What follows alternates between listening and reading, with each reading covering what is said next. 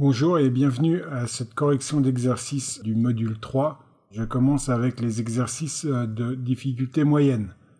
Première question, ABC Corp a un ratio de liquidité générale ou current ratio de 2,1. Laquelle des prochaines mesures aurait pour effet de baisser ce ratio?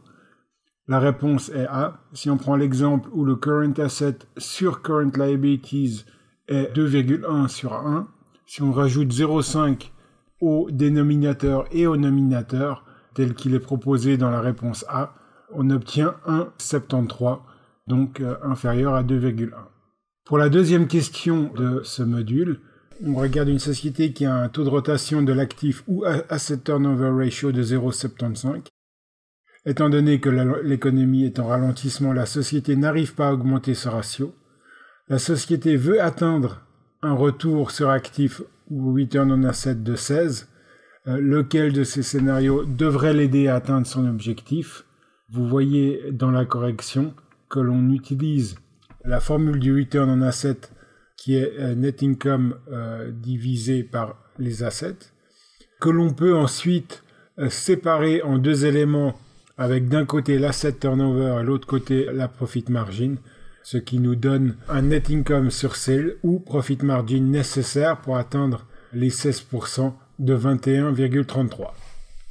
Troisième question, quelle est la marge opérationnelle d'EMC? Donc on s'intéresse à EMC Corp. Le calcul est assez simple.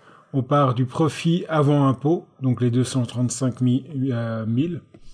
On rajoute la charge d'intérêt de 62 000 pour atteindre l'EBIT. Donc on remonte finalement dans l'income statement. On prend le profit avant impôt, on rajoute la charge d'intérêt, on obtient l'EBIT, le tout divisé par les revenus de 1 342 000, ce qui devrait nous donner 22,1%. Donc 297 000 divisé par 1 342 000. Quatrième question qui se base toujours sur le même tableau. Quel est le ratio de levier financier ou Financial Leverage Ratio d'EMC? De nouveau, le calcul est assez simple.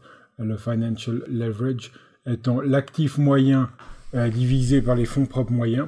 Il nous reste à calculer les fonds propres qui sont les actifs moins les liabilities. Ce qui nous donne donc 1,450 millions divisé par 1,450 millions moins 830 000. Donc, un résultat est de 2,34.